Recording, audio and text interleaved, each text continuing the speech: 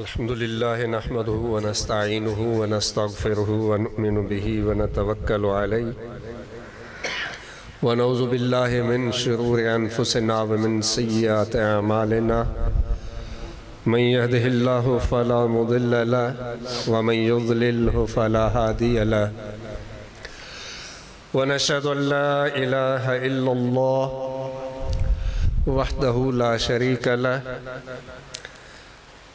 ونشهد أن سيدنا ومولانا مأوانا وملاذنا محمدًا عبده ورسوله صلى الله تعالى عليه وعلى آله وأصحابه وأحبابه وأزواجه وأهل بيته وأولياء أمته وعلماء ملته وجميع أتباعه أجمعين.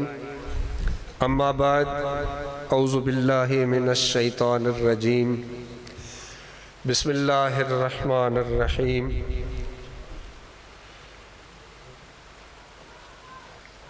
أن الأرض يرثها عبادي الصالحون. صدق الله مولانا العظيم.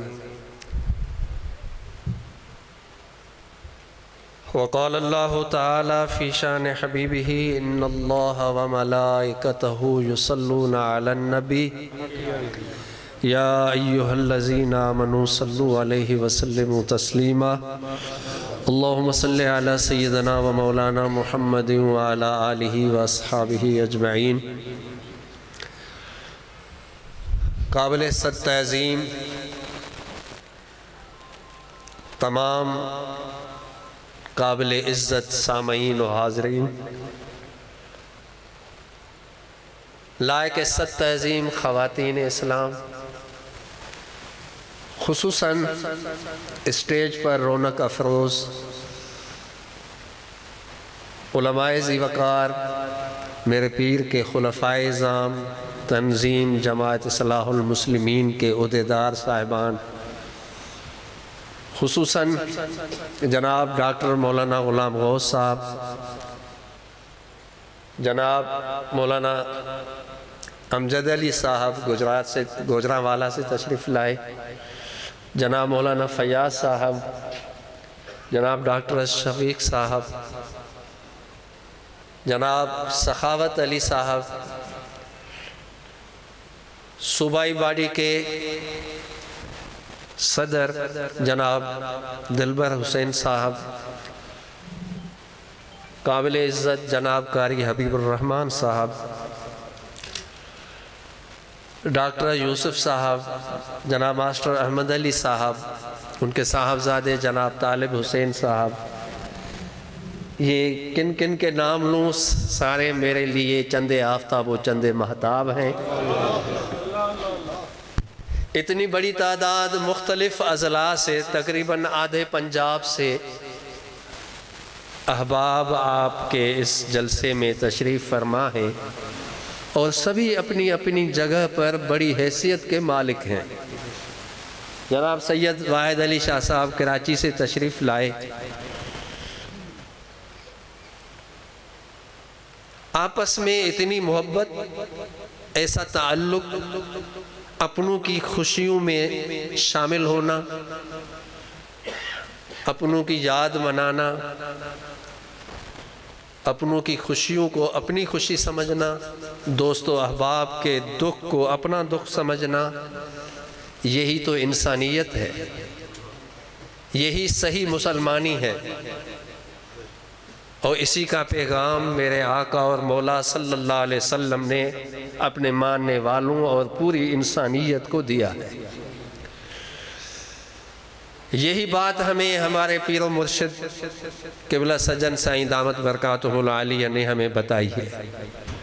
اسی پہ ان احباب نے، ان قابل عزت حضرات نے عمل کرتے ہوئے آپ کی اس محفل میں شمولیت اختیار فرمائی ہے. اللہ ان سب کا آنا قبول فرمائے. ان کے قدموں سے مجھے یقین ہے کہ صرف مکوانہ نہیں بلکہ پورے فیصل آباد کو اللہ تعالیٰ برکتوں اور رحمتوں سے نوازے گا. یہ میں صرف لفاظی کے طور پر نہیں کہہ رہا، بلکہ میرے آقا نے ارشاد فرمایا ہے، اور آپ کی یہ حدیث درس نظامی کی مشہور کتاب اور بہت بڑی کتاب جو درس نظامی کے نصاب میں شامل ہے، شرح العقائد النصفیہ میں علامہ تفتازانی بہت بڑے عالم ہیں، بلکہ استاد محترم شیخ الحدیث مولانا منتخب الحق رحمۃ اللہ علیہ فرمایا کرتے تھے کہ امت مسلمہ میں 2 آدمی پیدا ہوئے ہیں جن کو علامہ کا لقب امت نے مطلقاً دیا، ایک علامہ زمخشری اور ایک علامہ تفتازانی۔ یہ 2 ہی آدمی ہیں جن کو علامہ یعنی بہت بڑا علم رکھنے والا۔ آج کل تو ہم ہر ایک کو جو لقب آتا ہے، جو دل میں آتا ہے کہہ دیتے ہیں، لیکن پہلے منصف مزاج تھے، مبالغے سے، خوشامد سے، چاپلوسی سے، یوں بے علم کچھ کہہ دینے سے وہ احتراز کرتے تھے، کچھ کہنے سے پہلے لاکھ بار سوچتے تھے۔ انہی علماء نے جو خوف خدا رکھتے تھے، جنہیں علم بھی تھا، علماء کی پہچان بھی تھی، ادب بھی تھا، مقامات کو جانتے بھی تھے، انہی امت کے علماء نے ان 2 شخصوں کو علامہ کا لقب دیا ہے۔ انہی میں سے ایک علامہ تفتازانی جو 8ویں صدی کے، بلکہ اس سے بھی پہلے شاید 6 صدی کے بڑے ہی بہت بڑے علامہ، یہ سن کے معاملے میں تھوڑا بھول رہا ہوں، معاف کیجئے گا، اس لیے سن بیان نہ کروں تو اچھا ہے، بہرحال 6 اور 8ویں کے درمیان ہے۔ تیمور لنگ کا زمانہ، آپ تاریخ کو پڑھتے ہیں، تیمور لنگ اس کا بڑا ادب کرتے تھے۔ ایک جنگ میں اس کی ایک ٹانگ ٹوٹ گئی تھی، تو جب بھی بیٹھتے تو ایک ٹانگ کو سیدھا کر کے بیٹھتے تھے۔ تیمور لنگ نے ایک دفعہ ان کی دعوت کی، آپ اس کی محفل میں آئے تو وہ ٹانگ سیدھی کیے ہوئے، بہت ہی بڑا اپنے دور کا فاتح، بلکہ دنیا جن 4 بادشاہوں کو فاتح عالم سمجھتی ہے ان میں سے ایک، انہوں نے اپنی ٹانگ سیدھی کی۔ علامہ تفتازانی آئے اور اپنی دونوں ٹانگیں اس کی طرف سیدھی کر کے بیٹھ گئے۔ تیمور لنگ نے کہا کہ معاف دارید مرا لنگ است۔ انہوں نے کہا کہ حضرت معاف کیجئے، میں نے جو یہ ٹانگ سیدھی کی ہے مجبور ہوں، مجھے لنگڑا پن ہے، اس وجہ سے میں نے یہ گستاخی کی، ورنہ آپ کے ہوتے ہوئے میں یوں ٹانگ پھیلا کے کون ہوتا ہوں جو بیٹھوں۔ جنہوں نے ہزاروں کو قتل کیا، لیکن وہ ان بے نفس خشیت خدا رکھنے والے بے لوث علماء، جن کی علمیت، جن کی جد و جہد، جن کی تصنیف و تعلیم پر آج بھی امت مسلمہ کو فخر ہے، اور ایسے ہی لوگ ہم مسلمانوں کے لیے قابل فخر ہیں اور سرمایہ ملت ہیں۔ انہی کی وجہ سے آج بھی ہم دنیا میں سر اٹھا کے کچھ کہنے کے قابل ہیں۔ انہوں نے کہا کہ معاف کیجئے، لنگڑا پن ہے، ورنہ آپ کے سامنے میں کون ہوتا ہوں کہ یوں ٹانگیں پھیلا کے بیٹھوں۔ تو آپ نے اس کے جواب میں فرمایا کہ معاف دارید مرا ننگ است۔ اگر تجھے لنگڑا پن ہونے کی وجہ سے، لنگ ہونے کی وجہ سے یہ مجبوری ہے، تو مجھے بھی اپنے دین اور اپنے دین کے علم کا ننگ رکھنے کی وجہ سے، مجھے بھی میرا دین اور میرا علم کہتا ہے کہ تیرے سامنے یوں ہی ٹانگیں پھیلا کے بیٹھوں۔ اگر تو ایک ٹانگ پھیلا کے بیٹھتا ہے تو میں دونوں ٹانگیں پھیلا کے بیٹھوں گا، تاکہ آنے والی امت یہ نہ کہے کہ علماء اسلام نے کبھی بادشاہوں کے سامنے سر جھکایا تھا۔ اتنے بڑے عالم دین شرح العقائد میں لکھتے ہیں، چند باتیں ضمناً کہتے جا رہا ہوں تاکہ کبھی آپ کو یہ بھی سمجھ آ جائے کہ جن کی باتیں یا جن کے توسط سے آپ سے باتیں کی جا رہی ہیں، جن کے مقولات آپ تک پہنچائے جا رہے ہیں وہ کوئی معمولی حیثیت کے آدمی نہیں تھے، امت میں ان کی بہت بڑی شان تھی۔ علامہ تفسیرانی نے شرح العقائد میں لکھا ہے کہ اللہ تعالیٰ نے علماء کی یہ شان کی ہے کہ اس کے دین کا عالم اور فقیہ جس درخت کے نیچے یا جس قطعے زمین کے جس ٹکڑے پر قدم رکھتا ہے تو باقی زمین کے حصے اسے اس زمین کے ٹکڑے کو مبارکباد دیتے ہیں، دوسرے درخت اس درخت کو مبارکباد دیتے ہیں کہ خوش نصیب ہو کہ ایک عالم دین آج تیرے سائے میں آیا، کیونکہ اس کو جو اللہ کے دین کو سمجھتا ہے، جانتا ہے، تو اس کو دنیا بھلے نہ سمجھے لیکن اللہ کی ہر مخلوق جانتی ہے۔ میرے آقا نے فرمایا کہ سمندر کی مچھلیاں بھی انہیں جانتی ہیں، اور وہ سویا ہوتا ہے اپنے گھر میں لیکن سمندر میں مچھلیاں اس کے لیے دعا کر رہی ہوتی ہیں۔ تو اس لیے میں نے کہا کہ آج یہ مکوانہ نہیں بلکہ پورا فیصل آباد ان حضرات کے قدموں کی برکتوں سے جگمگا اٹھا ہے، اور اللہ کی رحمتیں اس شہر پہ برس رہی ہیں، کیونکہ ایسے نیک متقی صاحب علم لوگ آپ کے اس شہر میں آئے ہیں، آپ کے اس قصبے میں آئے ہیں۔ ان کے آنے کی وجہ سے آپ ہم سب کو اللہ تعالیٰ برکتوں سے نوازے گا۔ کبھی کسی ایک کی وجہ سے اللہ سب کو نواز دیتا ہے، کسی ایک کی وجہ سے اللہ سب کی جھولیاں بھر دیتا ہے۔ یہاں تو اتنے بڑے لوگ ہیں جو اپنی اپنی جگہ پر مبلغ ہیں، دین کے خادم ہیں، بے لوث ہیں، اپنی جیب سے خرچہ کر کے چلتے رہتے ہیں۔ ڈاکٹر یوسف آپ کے سامنے ہیں، زندگی گزر گئی، فقیر منش آدمی، کبھی اکیلا یہاں آپ کے اس گاؤں میں آیا تھا، اب تو آپ کا یہ قصبہ فیصل آباد کا محلہ ہے، کبھی یہ گاؤں تھا دور افتادہ فیصل آباد سے دور، وہ یہاں اکیلا آیا تھا،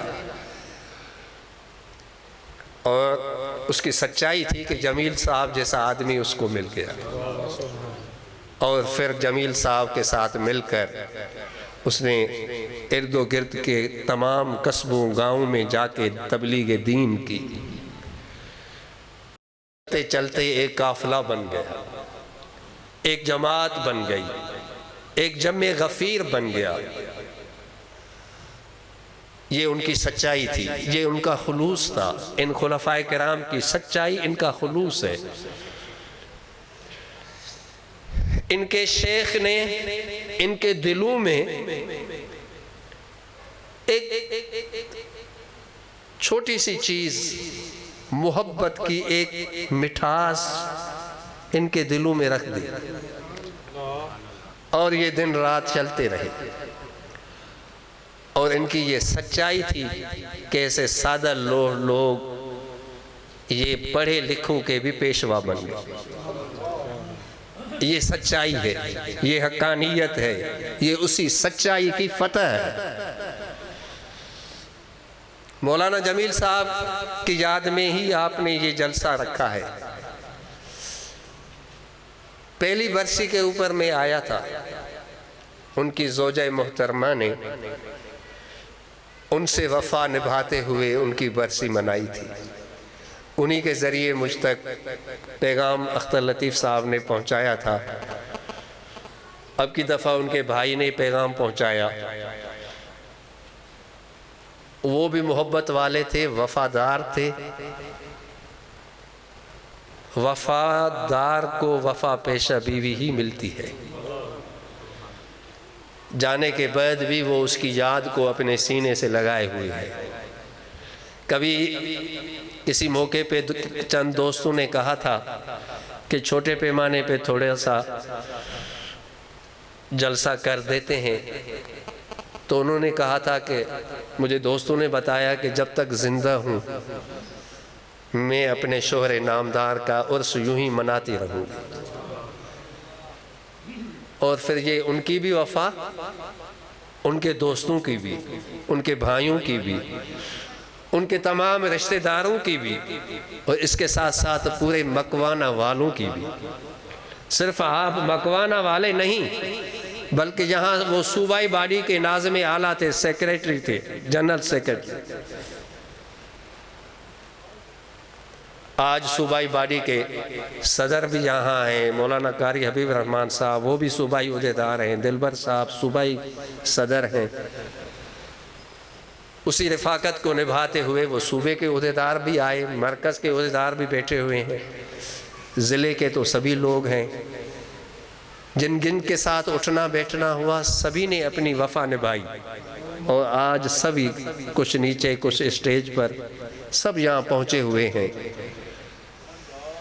زندگی آپ کو، مجھے، سب کو یہ سوچنا چاہیے کہ زندگی ہے کیا؟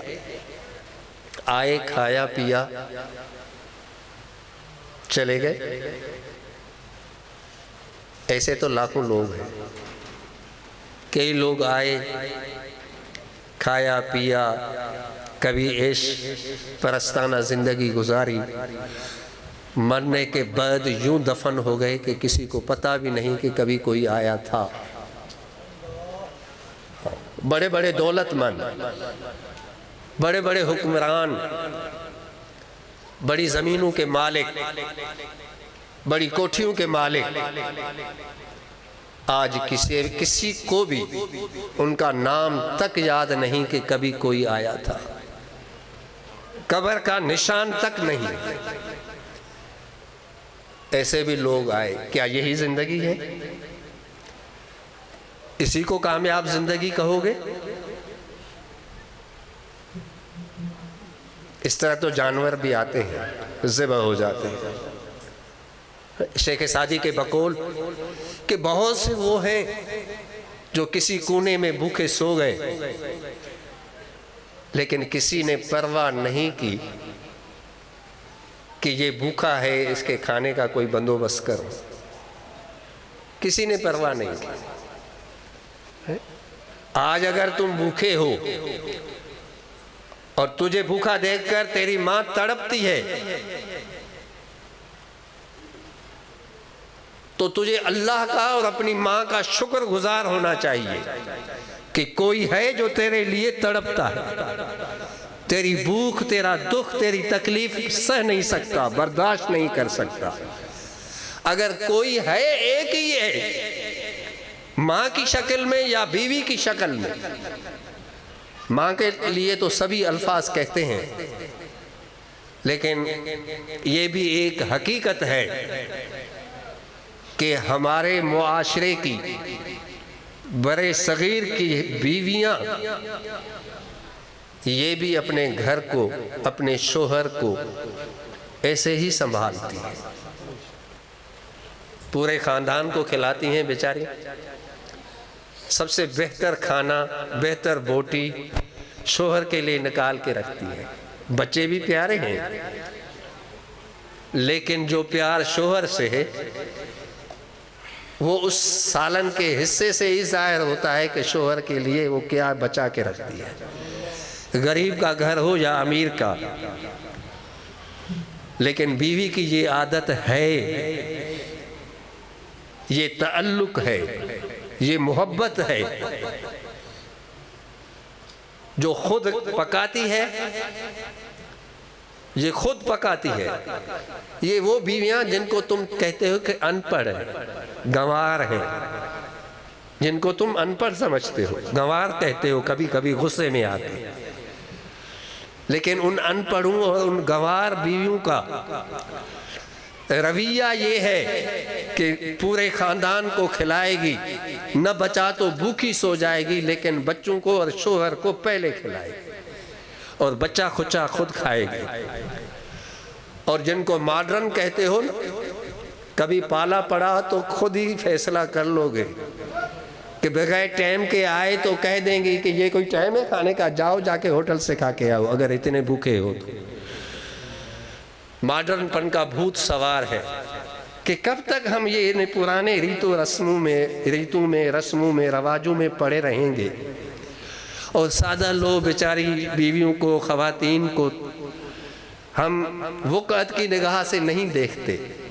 لیکن یاد رکھو، یہ جو گھر آباد ہیں ان سادہ لوگ بیویوں کی وجہ سے آباد ہیں۔ یہ تمہارے بچے پالتی ہیں، اپنے کپڑوں کا، اپنے جسم کا، اپنی راحت و سکون کا لحاظ نہیں رکھتی، آپ کے بچوں کا، کیونکہ بچے آپ کے ہی، وہ آپ کی نسل کے ہیں۔ اسکول میں نام آپ کے بچے کے باپ کا لکھا جاتا ہے، ماں کا نہیں لکھا جاتا۔ نسل باپ کی چلتی ہے، لیکن وہ سنبھالتی ہے، زندگی بھر سنبھالتی ہے، اور شوہر کو بھی سنبھالتی ہے۔ یہ پنجاب ہو یا سندھ، بلکہ میں پورے برِ صغیر کی بات کر رہا ہوں کہ ہمارے اس معاشرے کی بیویاں کبھی بچہ کھچا کھاتی ہیں، لیکن شوہر کو اور بچوں کو پہلے کھلاتی ہیں۔ ان کی قدر کرو، جو تمہاری اتنی قدر کر رہی ہیں، جن کو تمہارا اتنا بڑا احساس ہے۔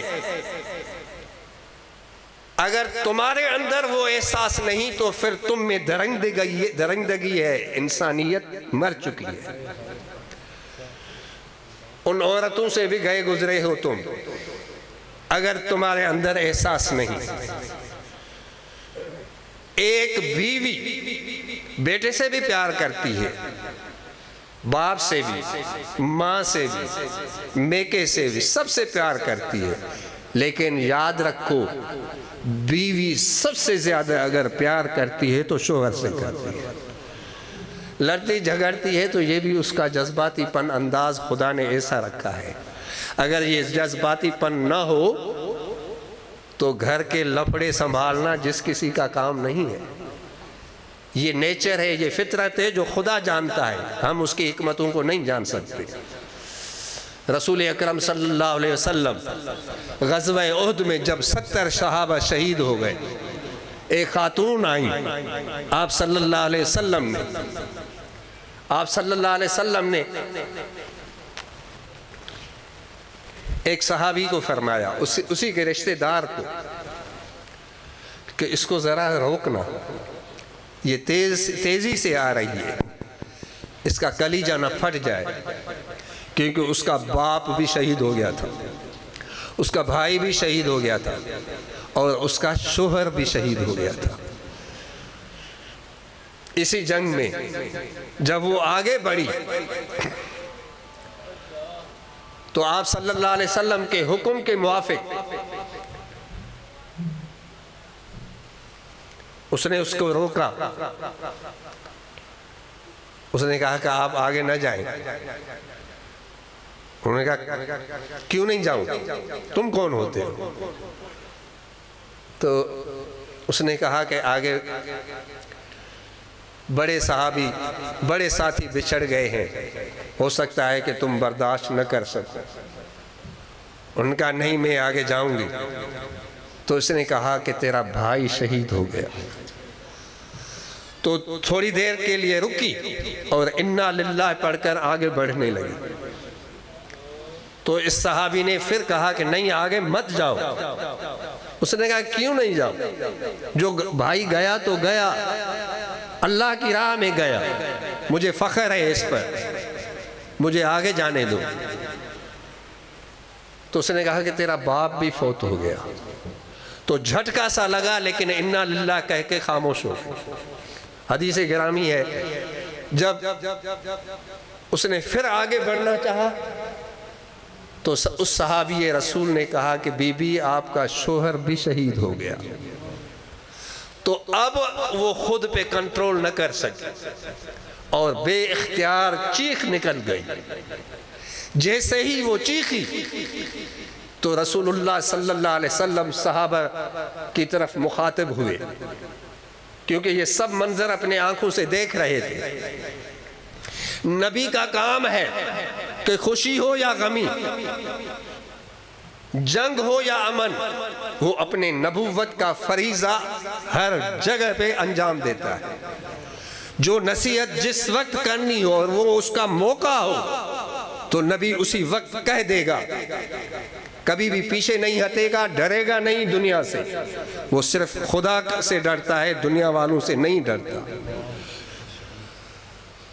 جیسے ہی اس کی چیخ نکلی تو آپ صلی اللہ علیہ وسلم نے صحابہ کی طرف مخاطب ہو کے فرمایا، صحابیو، آج یہ حقیقت اللہ نے اس عورت کے ذریعے تمہارے اوپر عیاں کر دی کہ ایک عورت کے ہاں اگر عزت ہے اور محبت اس کے دل میں ہے تو سب سے زیادہ اس کے شوہر کی ہوتی ہے۔ اور دلیل کے طور پہ فرمایا کہ بھائی کا سنا کنٹرول کر گئی خود پہ، باپ کا سنا خود پہ کنٹرول کر لیا اس نے، لیکن جیسے ہی شوہر کا سنا تو کنٹرول خود پہ نہ کر سکی اور بے اختیار چیخ نکل گئی۔ فرمایا یہ اس کی چیخ بتاتی ہے کہ ایک بیوی کے نزدیک سب سے زیادہ عزیز اور دنیا میں سب سے زیادہ اگر کوئی قیمتی ہے تو اس کا شوہر ہو۔ یہ میرے نبی کے الفاظ ہیں، یہ ان کا تجزیہ ہے، لیکن سلام ہے صحابہ پر اور صحابیات پر کہ اس صحابیہ نے تھوڑی دیر کے بعد خود کو سنبھالا اور اس کے بعد کہنے لگی کہ یہ تو سب کچھ ہو گیا، مجھے یہ بتاؤ کہ میرے حبیب زندہ ہے؟ تو اس نے کہا کہ ہاں الحمدللہ رسول اللہ زندہ ہے، کیونکہ یہ افواہ پھیل گئی تھی مدینہ میں کہ رسول اللہ شہید ہو گئے، تو مدینے سے جو بھی مدینے میں پیچھے صرف خواتین رہ گئی تھی وہ سبھی نکل پڑی آپ صلی اللہ علیہ وسلم کے دفاع کے لیے، اپنے بچوں کو چھوڑ کر سبھی نکل پڑی۔ جب اس صحابی نے بتایا کہ ہاں رسول اللہ زندہ ہیں تو اس کے الفاظ تھے، کل مصیبت بعد ذالک جلل۔ ہاں اگر محبوب زندہ ہے، محبوب اگر زندہ ہے تو ہر مصیبت حل کی ہے، سہ لیں گے، ہر مصیبت حل کی ہے، سہ لیں گے۔ مصیبتوں کو رفع کرنے والا، دردوں کو دفع کرنے والا اگر زندہ ہے تو یہ دنیا قائم ہے، اور یہ درد مصیبتیں رفع یہ کچھ بھی نہیں، سب سہ لیں گے، اس ایک کی خاطر سب برداشت ہے۔ یہ تھا عشق، یہ تھی محبت، اور یہ قدر و قیمت تھی اس زمانے کے خواتین کی، اور یہ نبی کی نگاہ کرم، ان کے تجزیے کا کمال ہے کہ خواتین تک کو اس منزل تک پہنچا دیا تھا جہاں آج پوری دنیا کے مرد مل کر بھی نہیں پہنچ سکتے۔ تو میں نے یہ عرض کیا کہ اگر بات یہاں سے چلی تھی کہ اگر تجھے بھوک ہے اور تیری بھوک کو کوئی دوسرا بھی محسوس کرتا ہے کہ سمجھو کہ تم خوش نصیب ہو۔ اگر ماں تیری بھوک نہیں برداشت کر سکتی تو اس ماں کی بھی قدر کرو، اگر تیری بیوی نیند سے اٹھ کر بھی تیرے لیے کھانا پکاتی ہے یا گرم کرتی ہے تو اس کی بھی قدر کرو۔ کس لیے؟ کھانے کی وجہ سے نہیں، اس لیے بقول شیخ سعدی کہ کوئی ہے جو تیرے لیے تڑپتا ہے، کوئی ہے جس کے دل میں تیرا احساس ہے۔ اگر تیرا کوئی احساس کرنے والا ہے تو تم خود کو خوش قسمت سمجھو کہ تو اکیلا نہیں ہے، چاہے وہ ایک ہی کیوں نہ ہو۔ آگے فرماتے ہیں گلستان میں کہ بسا بہت سے وہ لوگ مر گئے، بہت سے وہ لوگ مر گئے،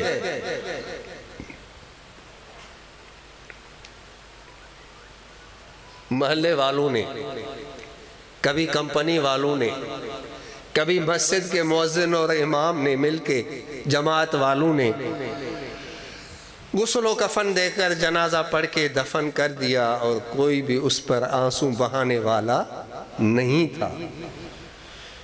دنیا میں ایسے لوگ بھی ہیں، اور یہ وہ لوگ ہیں، اکثر وہ لوگ ہیں جنہوں نے اپنی زندگی گنوا دی۔ اگر کوئی دنیا چھوڑتا ہے اور دنیا والے کہتے ہیں کہ اچھا ہوا مر گیا، مصیبت تھی، اس کی وجہ سے پورا قصبہ پورا گاؤں پھنسا ہوا تھا، اس کی وجہ سے ہم سب بدنام ہو رہے تھے۔ کوئی ڈاکو ہے، خود کو پہلوان سمجھتا ہے، خود کو طاقتور سمجھتا ہے، لوگ ڈرتے ہیں اور وہ سمجھتا ہے کہ مجھے طاقت ہے، لیکن میرا اللہ کہتا ہے کہ میرا نبی کہتا ہے کہ اللہ کے فرشتے لعنت بھیجتے ہیں کہ دنیا تجھ سے ڈرتی ہے، دنیا تجھے اپنا نہیں سمجھتی۔ اور ایسا جب آدمی مرتا ہے کہ لوگ کہتے ہیں کہ لعنت تھی، دنیا سے گئی، تو ایسی زندگی موت سے بد ہے، ایسی زندگی موت سے بھی بد زندگی ہے۔ لیکن اگر ایسی زندگی نصیب ہو گئی، ایسی زندگی کہ کسی پہ کوئی آنسو بہانے والا تھا، تو یہ اس کو کسی نہ کسی حوالے سے زندگی کہیں گے۔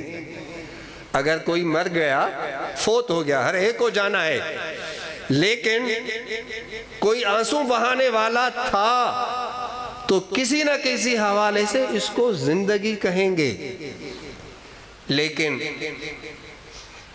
اگر اپنوں کے ساتھ پرائے بھی رو بیٹھے،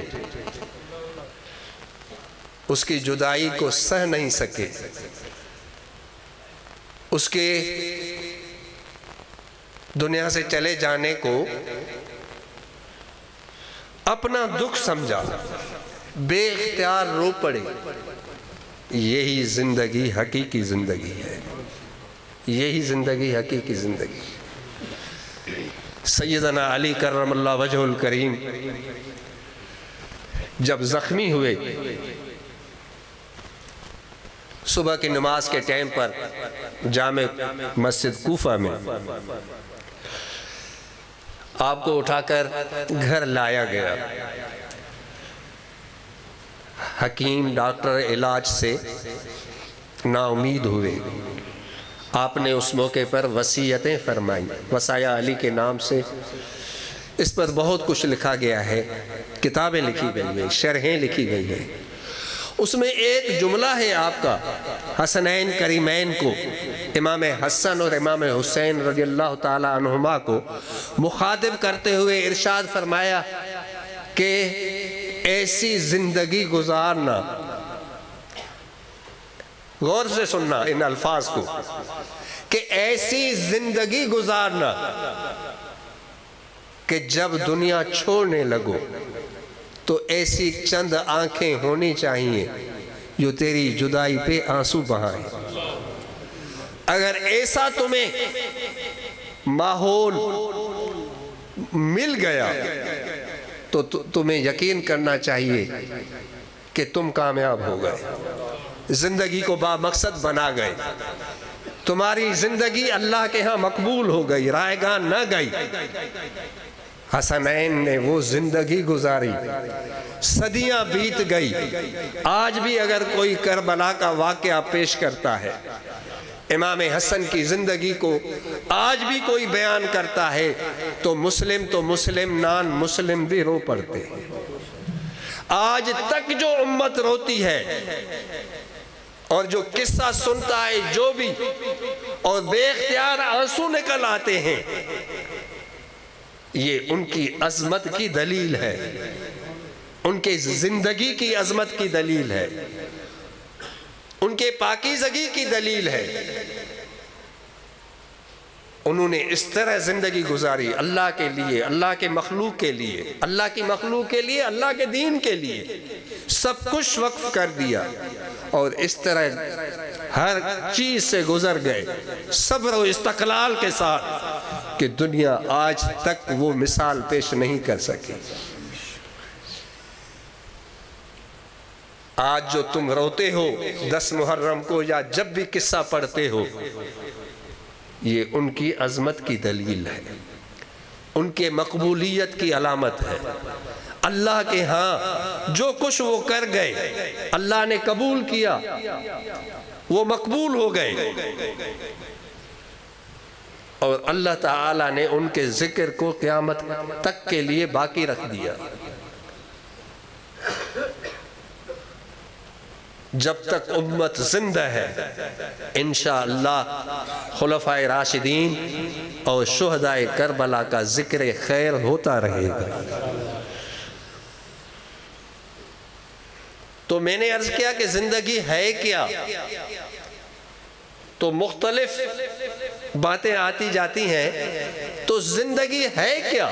اس کا ایک فلسفہ سیدنا علی نے اپنی وصیت میں بتا دیا کہ اللہ کے دین کے لیے، مخلوق خدا کے لیے زندگی گزارو، اس محبت سے، اس شفقت سے دنیا میں رہو کہ دنیا تمہاری جدائی کو سہ نہ پائے، اپنی زندگی سے تم انہیں محبوب ہو جاؤ۔ تو یہی حقیقی زندگی ہے، اسی کو حقیقی زندگی کہا جائے گا۔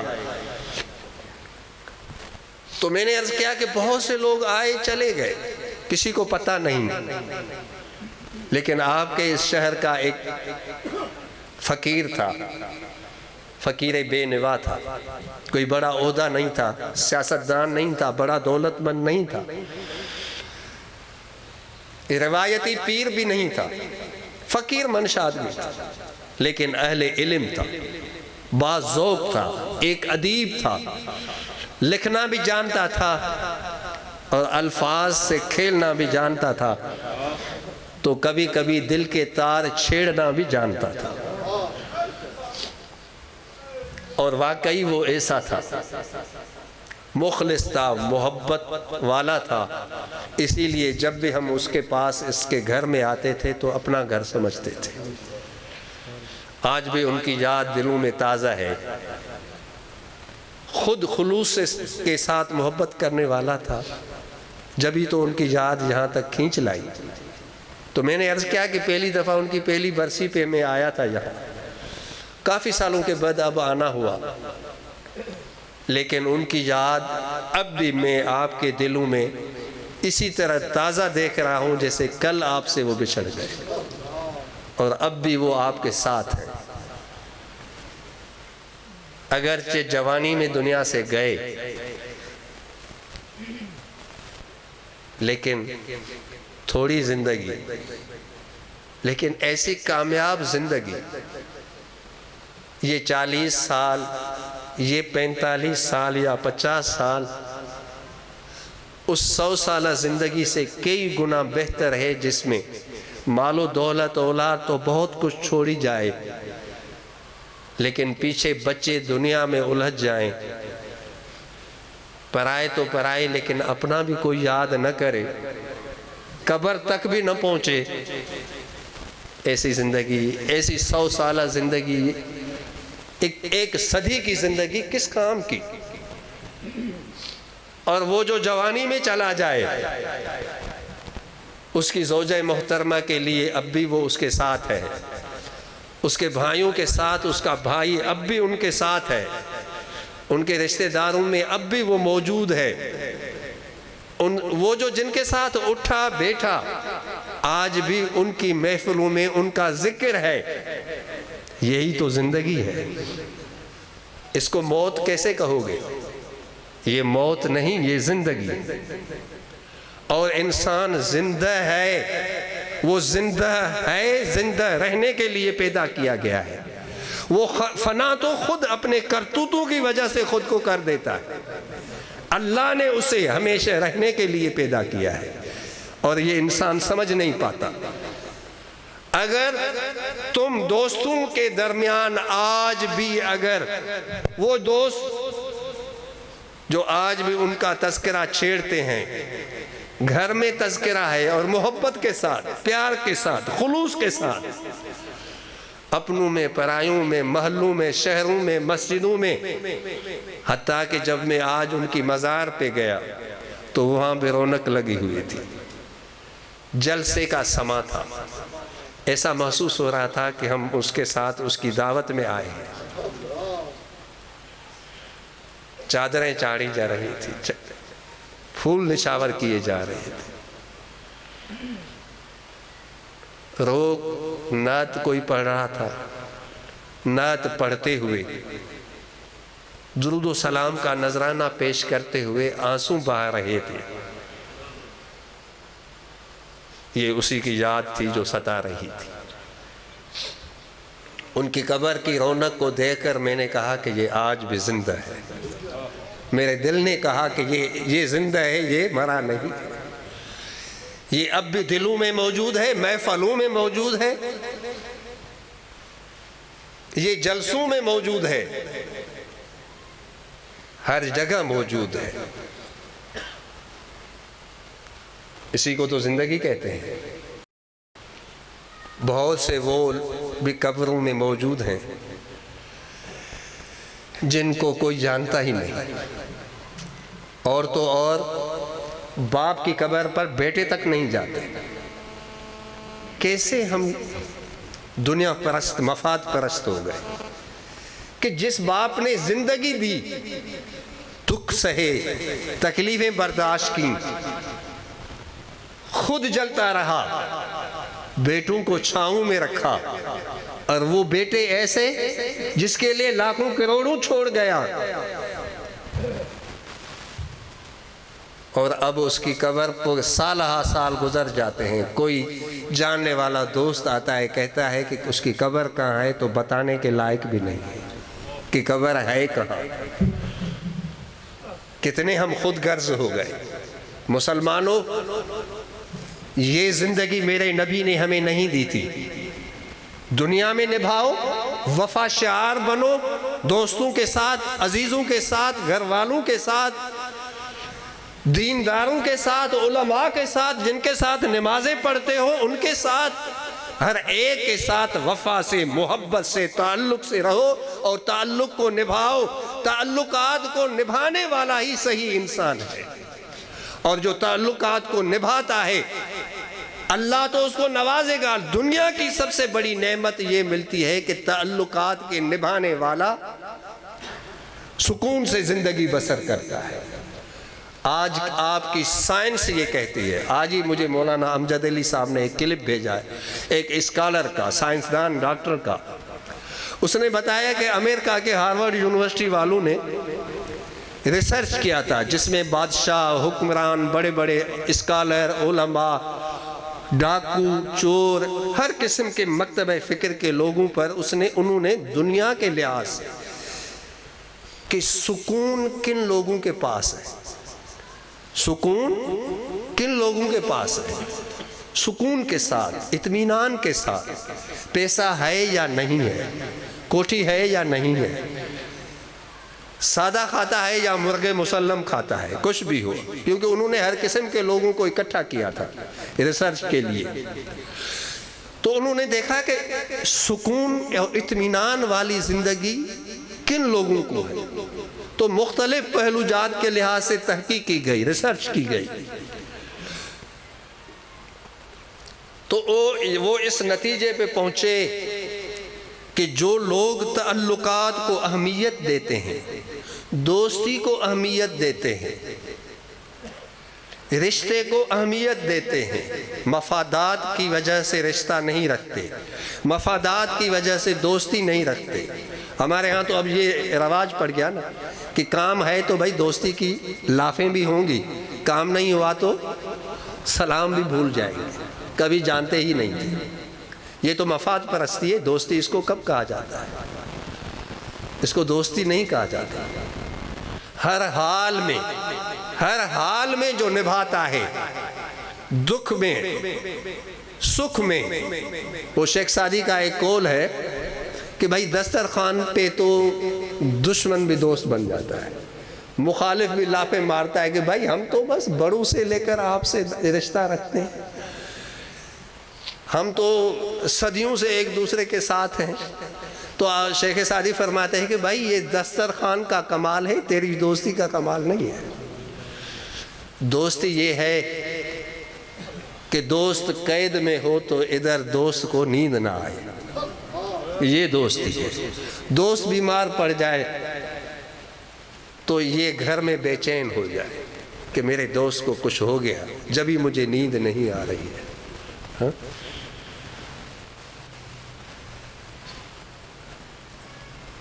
شیخ زادہ نے ایک عجیب بات لکھی ہے کہ مدرسے میں استاد کی لاٹھی مجنوں کے ہاتھوں پہ پڑ رہی تھی،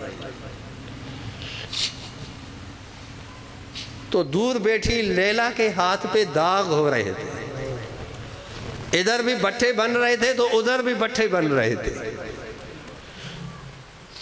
گھر گئی تو گھر والے ناراض ہو گئے کہ یہ کیسا استاد ہے، یہ کیسا استاد ہے کہ بچیوں کا بھی احترام نہیں، اس کو بھی مارتا ہے اتنا۔ وہ غصے میں مدرسے آئے کہ مولوی یہ تیرا یہ حال، تو یوں پڑھاتا ہے؟ تو وہ پریشان ہو گیا کہ بھئی میں نے تو اس کو ہاتھ ہی نہ لگایا، وہ تو دور پیچھے بیٹھی ہوئی تھی، یہ آگے لڑکے تھے، میں نے تو کیس کو مار دی، لیکن زخم یہاں کیسے ہو گئے؟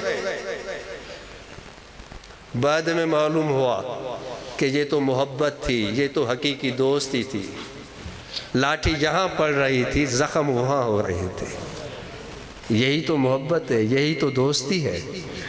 اگر یہ دکھ نہیں سہ سکتے، دکھ محسوس نہیں کر سکتے، تو پھر دوستی کی لاف زنی بھی نہیں کرنی چاہیے تمہیں۔ اس کو دوستی کب کہا جاتا ہے؟ یہ دوستی نہیں ہے۔ ہاں، تو دوست وہ ہے جو ہر حال میں تعلقات کو نبھائے، ہر حال میں نبھائے۔ آپ کا کافی ٹائم میں نے لے لیا، میں اب اپنے موضوع کو مختصر کرتا ہوں، زیادہ ٹائم آپ کا نہیں لوں گا، لیکن میری باتیں سمجھ میں تو آ رہی ہیں نا؟ کوشش کر رہا ہوں کہ کچھ آسان سا بولوں تاکہ آپ کو بھی سمجھ میں آئے، مجھے بھی کچھ فائدہ ہو، آپ کی دعائیں نصیب ہوں۔ مل بیٹھے ہیں تو کچھ کام کی باتیں بھی ہو جائیں۔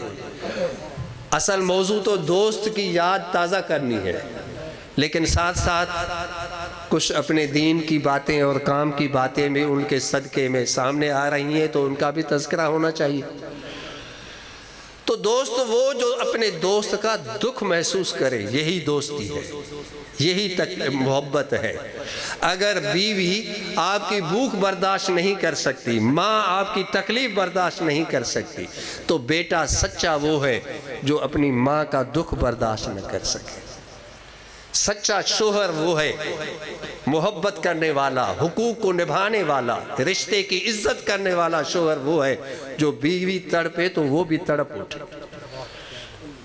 جبھی تو گھر آباد ہوں گے۔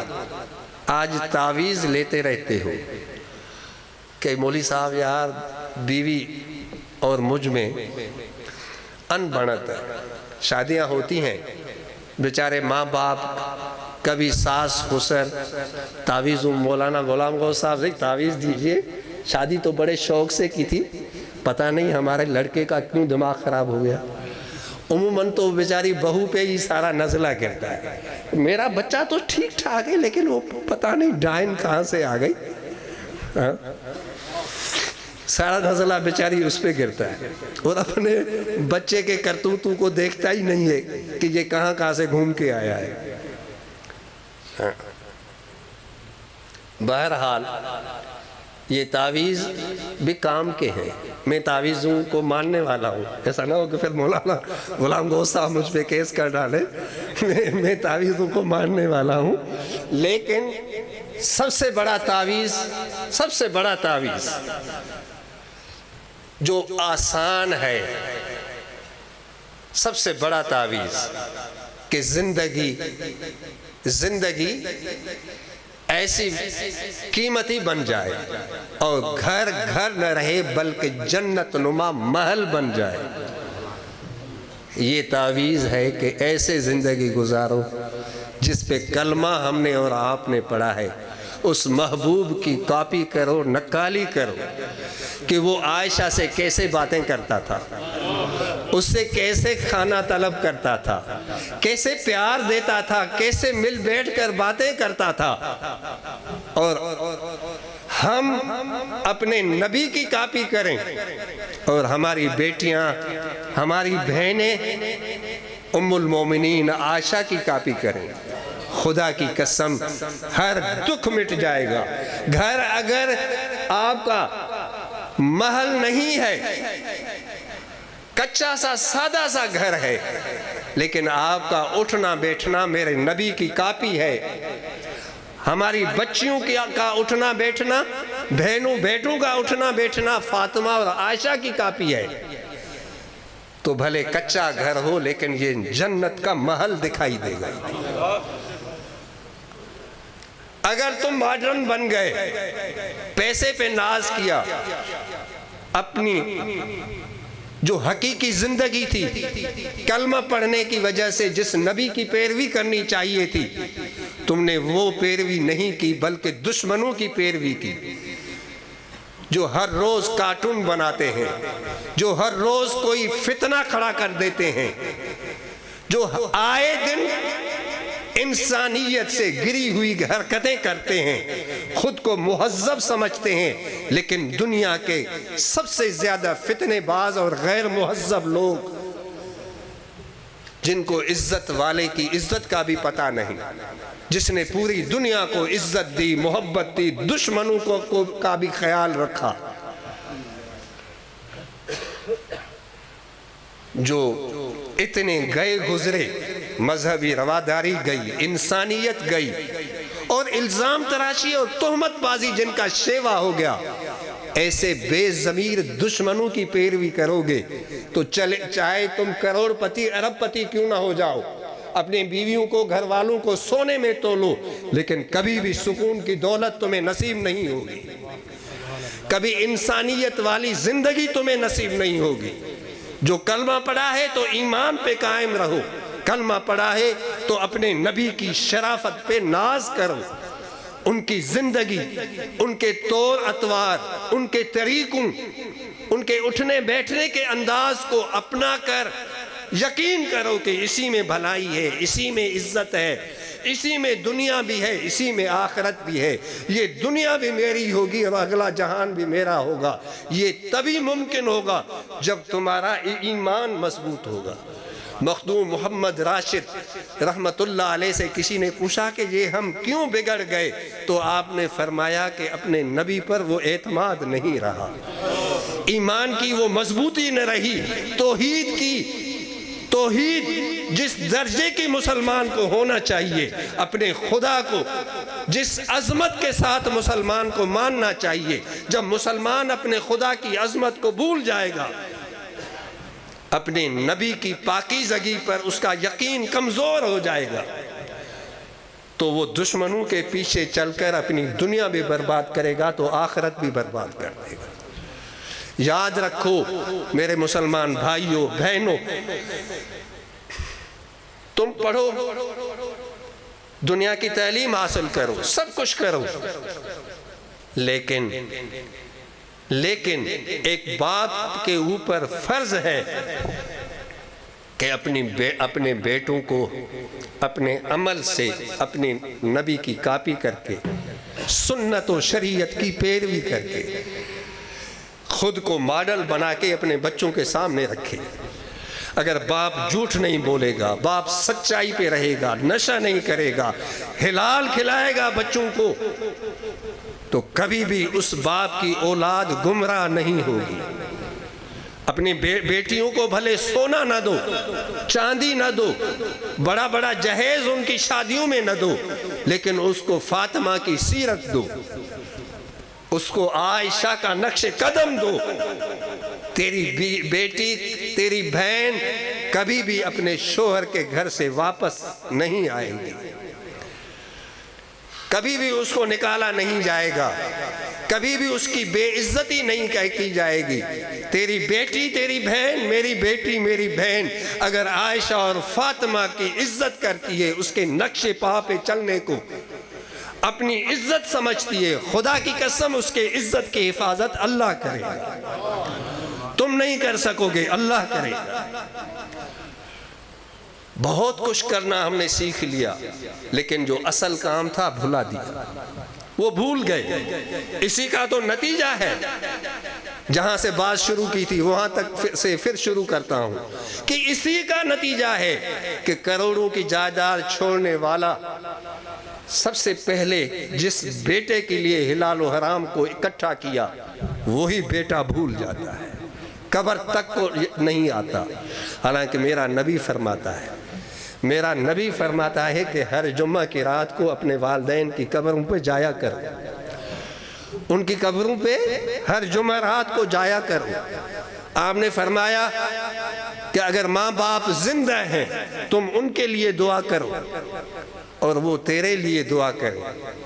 فرمایا کہ کبھی بھی تو کسی کا محتاج نہیں ہوگا، کسی اور کے در پہ جانے کی ضرورت نہیں ہے، تیرے گھر میں اللہ کی رحمت کا دروازہ، اللہ کی رحمت کا دروازہ کھلا ہوا ہے۔ اپنے ماں باپ سے دعائیں لو تو صحیح، زبان سے کہنا کہ دعا کیجئے دعا کیجئے، یہ دعا لینا نہیں ہوتا۔ ایسے بن کے دکھاؤ کہ بے اختیار ماں کی باپ کی زبان سے نکل جائے کہ اللہ میرے اس بیٹے کو سنبھالنا، میرے لال کی لاج رکھنا۔ بے اختیار اگر تیری ماں سے یہ الفاظ نکل جاتے ہیں تیری خدمت، تیری محبت، تیرے ادب کی وجہ سے، تو یاد رکھو تیرا کوئی بھی بال بیکا بھی نہیں کر سکے۔ فرمایا اگر ماں باپ دنیا کو چھوڑ گئے ہر جمعہ رات کو جاؤ، کبھی مشکل آئے اپنے باپ اپنے ماں کی قبر پہ جا کے دعا کرو، وہ تیرے لیے دعا کریں گے۔ تم جاؤ ان کو کہو، تم ان کے لیے دعا کرو اور ان کو کہو کہ تم میرے لیے اللہ سے یہ دعا کرو۔ میرا نبی کہتا ہے کہ اللہ ان کی لاج رکھے گا، کیونکہ ماں باپ کو اللہ نے مجازی خدا کہا ہے، مجازی خالق بنایا ہے۔ اللہ نے ان کو یہ عزت دی ہے۔ خدا کہتا ہے کہ جاؤ دعا کے لیے کہو، وہ دعا کریں گے اور میں اللہ ان کی دعا سنوں گا۔ یہ نہیں کہا کہ اتنے بڑے صالح ہوں، نیک ہوں، عالم ہوں، یہ ہوں وہ ہو، نہیں، ہر ماں باپ کے لیے اللہ نے کہا ہے، اللہ کے رسول نے کہا ہے۔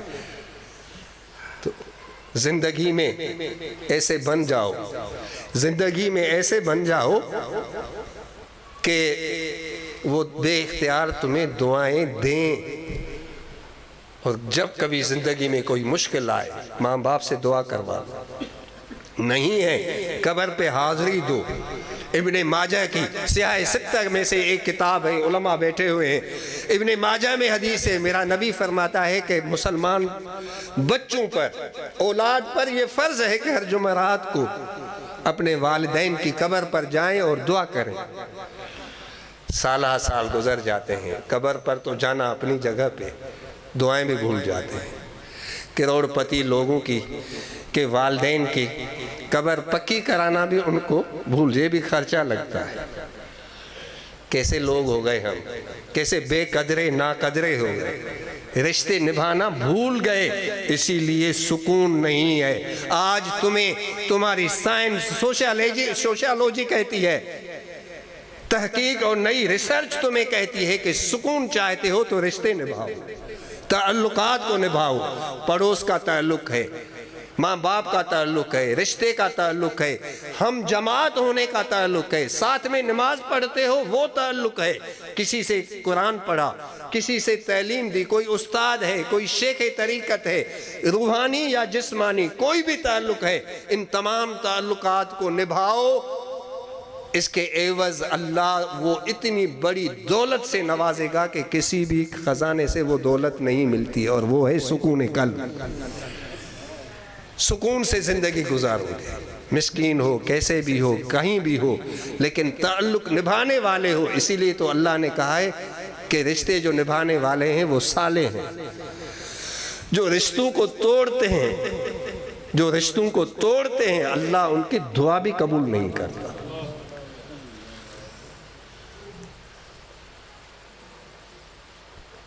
کب سنبھلیں گے ہم؟ زندگی میں سنبھل جاؤ، اور اگر والدین گزر گئے ہیں تو قبروں پہ جا کر معافی مانگو، اللہ سنے گا، وہ بھی سنیں گے، دعا بھی ہوگی، وہ بھی سنیں گے، دعا بھی ہوگی، اور وہ زندہ ہیں۔ میں اسی بات پہ آنے والا تھا کہ زندگی اور موت ہے کیا کہ ہم ڈرتے رہتے ہیں موت سے۔ اسی پہ میں اپنی گفتگو ختم کروں گا۔ تو میں نے عرض کیا کہ میں جمیل اصغر صاحب رحمۃ اللہ علیہ کی قبر پہ گیا، کئی سال گزر گئے، جب فاتحہ کے لیے ہاتھ اٹھائے گئے تو عزیزوں اور رشتہ داروں کے ساتھ ساتھ وہ جو جن کے ساتھ ان کی محفلیں تھیں، ساتھ میں تبلیغی سفر تھا، ساتھ میں اٹھنا بیٹھنا تھا، روحانی باتیں تھیں، روحانی سفر تھے، نیکی کے راستے پہ ساتھ چلتے تھے جن کے ساتھ، ان کو آج بھی میں نے ایسے روتے ہوئے دیکھا جیسے کل ان سے بچھڑ گئے ہوں۔ اسی کو تعلق نبھانا کہتا ہے۔ یہ رونا اس کو بھی فائدہ دے گا، یہ رونا ان رونے والوں کو بھی فائدہ دے گا۔ اور وہ کون سا فائدہ؟ وہ تو اللہ جانتا ہے، لیکن ایک فائدہ یہ کہ ان کا دل ہلکا ہو جائے، یہ سکون ڈھونڈیں گے نہیں، اللہ ان کے دلوں میں سکون ڈال دے گا۔ یہ سکون کی دولت ہے۔ سکون پانا چاہتے ہو نا، دولت سے نہیں، اللہ کے ذکر سے آئے گا، تعلقات کے نبھانے سے آئے گا۔ اسی لیے تو قرآن مجید میں جگہ جگہ اللہ فرماتا ہے، جگہ جگہ، کہ سکون چاہتے ہو تو اللہ کے ذکر میں ہے، اور اللہ کو یاد کرتے ہوئے یہ بھی یاد رکھو کہ وہ خدا کہتا ہے کہ مجھ سے بھی تعلق کو نبھاؤ، اور جہاں جہاں میں نے تمہارا تعلق جوڑا ہے، دوستی کا، رشتے کا، نسبت کا، روحانیت کا، علمیت کا، کسی بھی چیز کا، ان تمام تعلقات کو بھی نبھاؤ۔ تو جیسے ان کو نبھاؤ گے تو میرے تعلق کو بھی نبھاؤ گے، تمہارے کاموں کو، تمہارے دلوں کو سکون بخشنے والا میں خود عطا فرماؤں گا۔ تو یہ بھی ایک زندگی ہے، یہ بھی ایک زندگی ہے۔ اللہ نے اس کو ان کے خلوص کی وجہ سے، ان کی سچائی کی وجہ سے، ان کی محبت کی وجہ سے، کہ آپ سے وہ محبت کرتے تھے، آپ کے آنسو یہ بتاتے ہیں کہ وہ آپ کے لیے بھی کبھی رویا ہوگا، اسی لیے آپ بھی کبھی آج تک اس کے لیے روتے ہیں۔ یہ زندگی ہے میرے دوستوں، میرے بھائیوں، یہ حقیقی زندگی ہے۔ ایسے جیو جو سیدنا علی نے فرمایا تھا اپنے صاحبزادوں کو، حسن و حسین کو، کہ ایسے زندگی گزارنا جب جانے لگو تو کوئی آنکھ ہو جو روئے، آنسو بہائے، ایسے زندگی گزار۔ اور یہ جب ہوگا جب دوسروں کے درد کو اپنا درد سمجھو گے، دوسروں کے دکھوں کو اپنا دکھ سمجھو گے، کسی کو غیر نہیں سمجھو گے، اپنا سمجھو گے، انسانیت کی تڑپ اپنے دل میں رکھو گے، انسان بنو، آدم زاد بنو، صرف شکل سے نہیں اعمال سے، تو انشاءاللہ تعالی یہ دنیا بھی تمہارے لیے جنت کا گہوارہ بن جائے گی۔ پیسے سے سکون نہیں ہوتا، عزت نہیں ہوتی، بڑے بڑے دولت مند حرام سے پتہ نہیں کیا کمایا، اربوں خربوں پتی ہو گئے، لیکن آج بھی لوگ جب تذکرہ کرتے ہیں تو لعنتیں بھیجتے ہیں، اور وہ بھی فقیر منش ہیں کہ جب نام آتا ہے تو سلام ہوتا ہے، عزت سے سر جھک جاتے ہیں، عزت سے سر جھک جاتے ہیں۔ ہمارے سلسلے عالیہ کے پیشوا مقامات فضلیہ میں درج ہے یہ چیز، مولانا زوار حسین دیوبندی نے بھی اس کا ذکر کیا ہے۔ خواجہ فضل علی قریشی رحمت اللہ علیہ دلی گئے، ہمایوں کے مقبرے سے گزرے تو فاتحہ پڑھی۔ اللہ والے کسی کو حقیر نہیں سمجھتے، جہاں سے گزرتے ہیں دعائیں دیتے ہوئے جاتے ہیں۔ ہمایوں کے لیے بھی دعا کے لیے ہاتھ اٹھائے، لیکن دیکھا کہ ہمایوں کا مقبرہ جو کبھی ہندوستان کا فاتح تھا، اس کا مقبرہ اتنا بڑا عالی شان کہ آج اگر بنایا جائے تو اربوں پہ خرچ کیا جائے، صدیاں گزر گئی لیکن وہ مقبرہ باقی ہے۔ مقبرہ تو بڑا ہے، عمارت بڑی شاندار ہے، بڑا کمپلیکس ہے، دنیا دیکھنے آتی ہے اس کے انجینئرنگ کا کمال، لیکن ایک بھی آدمی نہیں تھا جو دعا دے، جو فاتحہ پڑھے۔ ایک چوکیدار تھا جو تنخواہ کے عوض آیا تھا، تھوڑی بہت جھاڑو لگا کے دروازہ بند کر رہا تھا تو آپ پہنچے، دعا فرمائیے، آگے چلے گئے۔ دوستوں سے کہا کہ آئے بھی ہیں تو چلو خواجہ محبوب الہی نظام الدین اولیاء کی مزار پہ چلتے ہیں، وہاں بھی دعا کرتے ہیں۔ جب محبوب الہی کے مزار پہ پہنچے تو دروازے سے گزرنا محال ہو گیا۔ مسلمان تو مسلمان، ہندو بھی لائنیں لگائے ہوئے تھے کہ کہیں سے جگہ ملے اندر قبر تک پہنچنے کی، کہ ان کی قبر کو چھو سکیں، سلام کر سکیں۔ رش دیکھ کر آپ نے فرمایا تھا کہ یہ بادشاہ تھا اپنے دور کا اور ہندوستان پورے کا مالک تھا، اور آج آپ ابھی دیکھ کے آئے ہو، اپنے فقیروں کو مخاطب کر کے فرمایا کہ ابھی دیکھ کے آئے ہو کہ وہاں ایک بھی فاتحہ پڑھنے والا، دعا کرنے والا نہیں تھا، اور فرمایا کہ یہ ایک بوریہ نشین تھا جس کو مکان بھی صحیح نہیں تھا رہنے کے لیے، پھٹے پرانے کپڑوں میں زندگی بسر کی، زندہ تھا جب بھی لوگ دیکھنے کو تڑپتے تھے۔ صدیاں گزر گئیں لیکن آج بھی اس کی قبر کی مٹی کو چومنے کے لیے مسلمان تو اپنی جگہ، ہندو بھی تڑپتے۔ فرمایا کہ یہ ہے زندگی۔ وہاں لالچ تھا، اپنے لالچ کی وجہ سے لوگ حاضری برتے تھے، سلام کرتے تھے، اور یہاں محبت تھی ان کے دلوں میں، خلق خدا کے لیے، اللہ کے لیے، اللہ کی مخلوق سے محبت کرتے تھے، تو اللہ نے اپنی محبت کے صدقے اپنے مخلوق کے دلوں میں ان کی محبت بھی ڈال دی۔ صدیاں گزر گئیں لیکن اب بھی لوگ ان کی قبر کی زیارت کے لیے بھی تڑپتے۔ یہ ہے زندگی، اسی کو زندگی کہتے ہیں۔ موت سے ڈرنا نہیں چاہیے، لیکن زندگی ایسے گزارو، ایسے گزارو، ماں باپ کی خدمت کرو، علاج معالجے میں، بھائیوں کے ساتھ، سب کے ساتھ اٹھنے بیٹھنے میں۔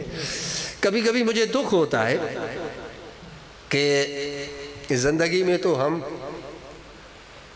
یہ ہمارے معاشرے کا ایک دکھتا ہوا پہلو، اس لیے بات کر رہا ہوں۔ مولانا محمد جمیل کے ساتھ زندگی میں بھی دوستوں نے نبھایا اور اب بھی نبھا رہے ہیں۔ خود وفادار تھے، اب بھی انہیں وفا مل رہی ہے، گھر سے بھی، گھر والوں سے بھی، اور دوست و احباب سے بھی، نسبت والوں سے بھی۔ لیکن میں ایک عام بات کر رہا ہوں کہ ہم زندگی میں، اپنی زندگی میں اپنوں کی وہ قدر نہیں کرتے، ان کے لباس کا خیال نہیں رکھتے، ان کی بیماری میں ان کے علاج کا وہ خیال نہیں رکھتے، کھانے پینے کی چیزوں میں خیال نہیں رکھتے، جو رکھنا چاہیے کہ تاکہ ان کی زندگی آسان گزرے۔ جو اللہ نے دن رکھے ہیں وہ تو وہی ہوں گے، لیکن آپ کی خدمتوں سے وہ خوش رہیں گے، دعائیں دیں گے آپ کو، ان کی زندگی آسان ہو جائے گی۔ بہت سے ان بد نصیبوں کو دیکھا ہے کہ باپ کہتا ہے کہ بھائی مجھے آج کیلا چاہیے، انگور چاہیے، تو جھڑک کر کہتے ہیں کہ تجھے تو روز نئی نئی فرمائشیں ہیں، تنگ کر رکھا ہے۔ اور جب وہی باپ مر جاتا ہے، بڑی دیگیں پکتی ہیں، چودھری صاحب بڑی بڑی دیگیں اتارتا ہے، طرح طرح کے کھانے پکتے ہیں لوگوں کو دکھانے کے لیے۔ پردہ تو رکھنا ہے بھائی، لوگ کیا کہیں گے کہ اپنے باپ کے لیے چہلم پہ کوئی اچھا پروگرام ہی نہیں کیا۔ میرے ایک شاگرد ہیں، دوست، حافظ قرآن ہیں، 3-4 بھائی ہیں، ان میں علماء بھی ہیں، حفاظ بھی ہیں۔ تو میں میرے پڑوس میں بھی رہتے تھے، ان کے والد صاحب کھانے پینے کے شوقین تھے۔ وہ کبھی کبھی بچوں سے فرمائش کرتے تھے، یہ تنگ ہو کر کہتے تھے کہ کیا ہے ابو روز نئی نئی چیزیں؟ تو وہ کہتے تھے کہ بھائی یہ اتنے پیسے ہیں کھانے پینے کے لیے ہیں، یہ کیا ہے کہ روز یہ گھاس پکاتے ہو، کبھی کون سے پالک تو کبھی پنیر، کبھی یار گوشت لاؤ، کوئی مرغا وغیرہ ذبح کرو، کوئی بکرے کا گوشت لے آؤ۔ لیکن بیٹے کہتے تھے کہ کچھ اکٹھا ہو۔ سامنے تو نہیں ہوتے تھے، پڑھے لکھے تھے، لیکن بہرحال ان کے باپ کی یہ خواہش میرے سامنے تھی، اس لیے کبھی کبھی بلکہ اکثر میرے پاس آتا تھا۔ تو گھر میں کوئی اچھا کھانا پکتا یا کچھ ہوتا یا دعوتیں ہوتی تو میں اس کو ساتھ بٹھاتا، اس کو کھلاتا تھا، کیونکہ وہ ماشاءاللہ اس کو کھانے کا شوقین بھی تھا، اور خدا نے اس کو ہاضمہ بھی دے رکھا تھا۔ اور یہ بھی اللہ کی نعمت ہے کہ کھانا ہو لیکن کوئی کھا بھی تو سکے نا۔ لیکن بیٹے کہتے تھے کہ ابو یہ کھانے کا اتنا شوق نہیں ہونا چاہیے۔ میں ان کے بیٹوں کو سمجھاتا تھا کہ ایسا نہ کرو، جو کہے وہ کھلاؤ۔ انہوں نے کہا جی حضور۔ میرے سامنے تو بول نہیں سکتے تھے، لیکن مجھے یہ بھی پتا تھا کہ اس کے اپنے والد کی فرمائشیں پوری نہیں کر رہے۔ اتفاق سے وہ تو بیچارے گزر گئے دنیا سے، ان کا چہلم ہوا۔ وہ اپنی جس قوم میں ہیں تو ان میں یہ رسم ہے کہ جب چہلم ہوتا ہے تو وہ کم از کم 7 اقسام کے کھانے تیار کرواتے ہیں، 7 اقسام۔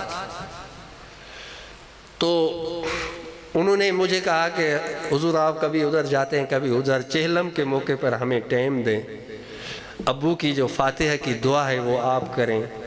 میں نے کہا بھائی وہ آپ بچے ہو میرے، وہ بھی میرے بھائی تھے، میں کیسے نہیں آؤں گا، میں انشاءاللہ آؤں گا۔ قصہ مختصر میں گیا، دسترخوان لگایا گیا، سب سے پہلے مجھے بٹھایا گیا۔ یہی تو مولویوں کی خوش نصیبی ہے۔ کچھ بھی کرو بھائی، ہمیں کھلانا ہی پڑے گا، تمہیں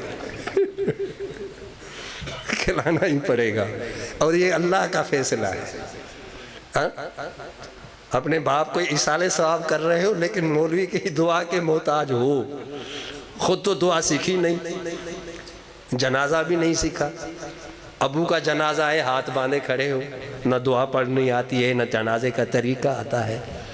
زندگی میں تو کچھ بھی نہیں، آخری سفر میں بھی نبھانا بھول گئے، یہاں بھی جفا۔ میرے دوستوں کم از کم اپنے بیٹوں کو اتنا سکھاؤ کہ جاتے جاتے جنازہ تو پڑھیں صحیح طریقے سے، دعائیں تو دے سکیں، دعا تو مانگ سکیں۔ ڈاکٹر بناؤ، انجینئر بناؤ، جو چاہے سو بناؤ، لیکن کچھ انہیں مسلمان بھی بناؤ کہ دعا کر سکیں، نماز پڑھ سکیں، قرآن پڑھ سکیں۔ تیرے جانے کے بعد تیرے گھر سے قرآن کی تلاوت کی آواز آنی چاہیے۔ مسلمان کے گھر سے صبح کو تلاوت کلام، تلاوت قرآن مجید کی آواز آنی چاہیے۔ یہ مسلمانوں کے گھروں کا رنگ ہے۔ یہ نہیں کہ ہر گھر سے صبح کوئی آپ گانے بجانے کی آوازیں۔ بھائی میراثیوں کے گھر بن گئے سب۔ پہلے تو میراثیوں کو ہم کہتے تھے کہ بھائی ان کے گھر سے روزانہ دف، ڈھول اور سارنگی کی آواز آتی ہے۔ آج تو گھر گھر میراثی کا گھر بن گیا۔ مسلمانوں کا گھر بناؤ اپنے گھروں کو، اور ہر صبح تمہارے گھروں سے صبح شام اگر آواز سننے میں آئے تو قرآن مجید کی سننے میں آئے۔ کرو گے ایسا؟ اپنے بچوں کو سکھاؤ گے؟ خود سیکھو، اپنے عمل سے یہ نمونہ اپنے اولاد کے سامنے رکھو، انشاءاللہ یہ آواز کبھی بھی تمہارے گھروں سے ختم نہیں ہوگی۔ مسلمان کا گھر بناؤ اپنے گھر کو، میراثی کا گھر نہ بناؤ۔ میں میراثیوں کی گستاخی نہیں کر رہا، معاف کرو، یہ دنیا کی اصطلاح کے حوالے سے بات کر رہا ہوں۔ وہ مجھ سے اچھے ہیں، میں نے ایک سمجھانے کے لیے بات کی۔ تو مسلمان جب جائے تو بچہ کم از کم اتنا پڑھا ہوا ہو کہ یہ سب کچھ کر سکے، دعا پڑھ سکے، ایصال ثواب کر سکے۔ نہیں کر رہے ہو، نہیں سکھا رہے ہو تو اب مولویوں کو تو آنا ہی پڑے گا نا بھائی، کھانا پڑے گا ان کو۔ اللہ مولویوں کو بھی ہدایت دے کہ کھا کے اپنوں کو صرف دعا نہ کریں، اس کے لیے بھی دعا کریں۔ قرآن پڑھاتے ہوئے ابھی کوئی سوشل میڈیا پہ چل رہا تھا، گستاخی معاف، جو بھی اسٹیج پہ علماء کرام یا حفاظ کرام بیٹھے ہیں، ادب سے انہیں عرض کرتا ہوں کہ صحت کے اصولوں کو مد نظر رکھو، رات کو دیر تک جلسے نہ کرو۔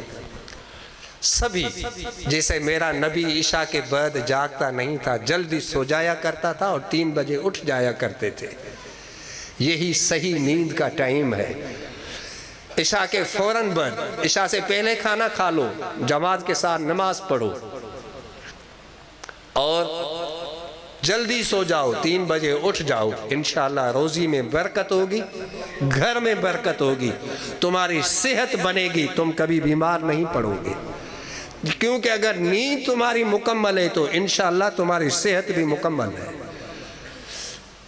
یوں راتوں کو دیر تک جا کر اپنے کو بیمار نہ کرو۔ اللہ کی یہ نعمت صحت سب سے بڑی نعمت ہے، اس کو یوں گواؤ مت۔ آج تو تمہیں سائنس کہتی ہے کہ سونے کا ٹائم یہ ہے۔ ایک تو یہ سارے خلفائے کرام یہ سب بیٹھے ہیں، میرا پیر سجن سائیں عشاء کے بعد جلسہ ہی نہیں کرتا، یہ میرے نبی کی سنت پہ عمل ہے۔ تم جو اپنے رسم و رواج کے مطابق 1 بجے تک، بلکہ کبھی کبھی وہ کہتے بھئی ہم نے ساری رات جلسہ کیا۔ ارے یار، یہ سارے مزدور بیچارے دکاندار ساری رات جو جاگے تو مزدوری پہ کیسے جائیں گے، کیسے کام کریں گے؟ 1-2 گھنٹے میں جلسہ مکمل ہو سکتا ہے، کافی ہے۔ مغرب سے عشاء تک جلسہ کرو، عشاء 1 گھنٹہ دیر پڑھو، بس کافی ہے یہ ٹائم۔ اپنے صحتوں کو خراب نہ کر۔ اور نمبر 2، یہ لکڑی ہاتھ سے رکھ دو۔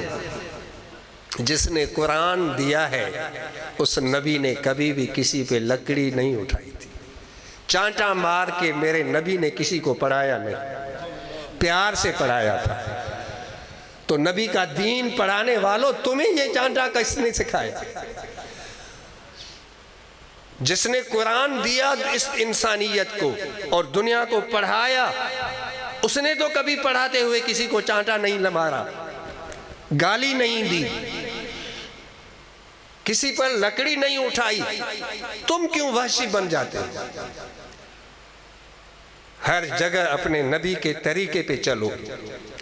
کبھی کبھی منہ پہ چانٹا مار دیتے ہو، پتہ ہے میرے نبی نے اس کو منہ پہ چانٹا مارنے کو گناہ کبیرہ فرمایا ہے۔ نہ بیوی کو مار سکتے ہو، نہ بیٹے کو، نہ شاگرد کو، نہ کسی بچی کو، نہ بچے کو، کسی کو بھی نہیں۔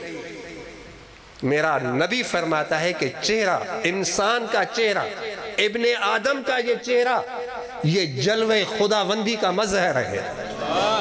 فرمایا اس کو عزت سے دیکھو، یہ چانٹا مارنے کی جگہ نہیں ہے، یہ چہرہ، یہ رخسار پیار سے دیکھنے کی جگہ ہے۔ گھر میں بیوی پہ غصہ چانٹا مار دیا، گالی لگا دی، وحشی بن گئے ہیں ہم لوگ، صرف اس وجہ سے کہ نبی کا راستہ چھوڑ دیا۔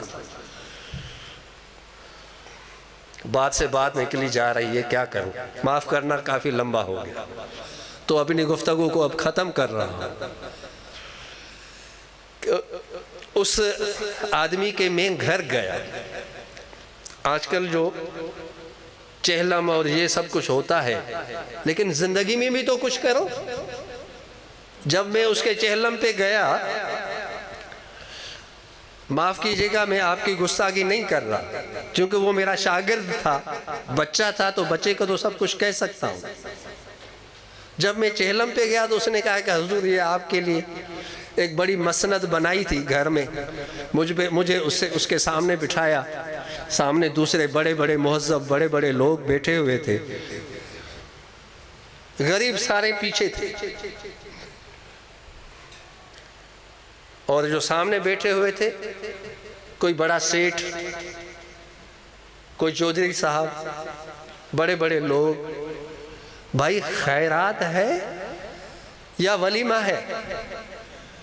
اگر خیرات ہے چہلم کی، اگر ایصال ثواب کی دعوت ہے تو اس پہ تو سب سے پہلے غریب کا حق ہے۔ غریبوں کو تو بھول جاتے ہو بلکہ بھگا دیتے ہو، امیروں کو کھلاتے ہو، ایسے چہلم کی کیا ضرورت؟ یہ تو دکھاوا ہے، اللہ ایک لقمہ بھی قبول نہیں کرے گا۔ جن کا حق ہے ان کو تو بھگا دیتے ہیں، جن کو سب سے پہلے عزت سے لانا چاہیے کہ اس کے یہ ٹائم ہے کہ اب ان غریبوں کے ہاتھ دھلاؤ، عزت سے بٹھاؤ، اپنے ہاتھوں سے کھلاؤ، گھروں میں اڑوس پڑوس کے گھروں میں کھانا خود اٹھا کے لے جاؤ اور ان غریبوں کے گھروں میں دو اور ان غریبوں کو عزت سے کھلاؤ، بھلے انہیں دعا کرنی نہ آئے، جب یہ لقمہ اٹھائیں گے اور ان کے دل سے جو آہ نکلے گی وہ عرش الہی تک جائے گی، یہ تیرے باپ کی قبر کو بھی روشن کر دے گی۔ اور جن کو بلاتے ہو نا، یہ تمہارا سارا کیا کرا ضائع ہو۔ پہلے تو یہ ایصال ثواب کا جب بھی کام کرو تو سب سے پہلے ان کو سامنے بٹھاؤ جن کا حق ہے، جن کے ذریعے اللہ قبول کرے گا۔ بھول جاتے ہو، ہر جگہ پارٹی، ہر جگہ ولیمے کی پارٹی، چہلم کا کھانا بھی ہمارا ولیمے کا کھانا ہو گیا، رسم و رواج، نبوی طریقہ بھول گئے۔ بھائی یہ تمہاری دیگیں اللہ نہیں دیکھے گا، تمہارے رویوں کو خدا دیکھے گا۔ قصہ مختصر، جب میں بیٹھا ادھر ادھر میں نے دیکھا، میں نے کہا بھئی یہ تو مختلف اقسام کے کھانے، تو اس نے کہا کہ حضور آپ کو پتہ ہے کہ وہ ہمارے قبیلے میں یہ ہے کہ 7 اقسام کے کھانے لازماً ہونے چاہیے۔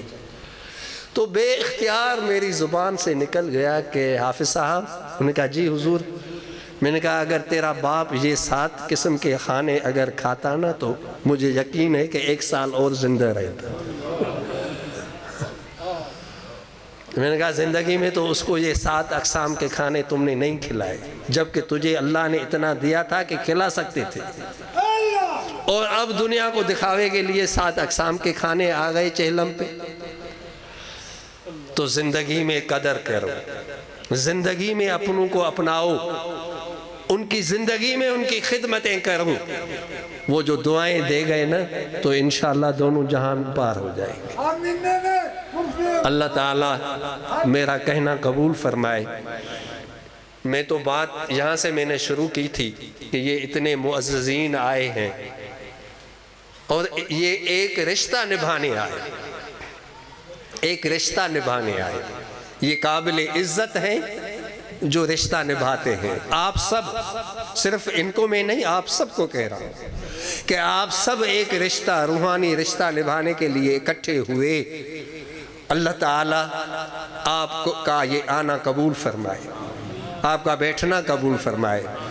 جمیل اصغر رحمت اللہ علیہ کی اہلیہ محترمہ کو اللہ صحت سے نوازے، ان کی وفا شیاری کو اللہ قبول فرمائے، ان کے بھائیوں، ان کی والدہ، ان کے گھر والے، فیاض صاحب، اختر صاحب، سارے بیٹھے ہوئے ہیں، اللہ سب رشتہ داروں کو جزائے خیر عطا فرمائے۔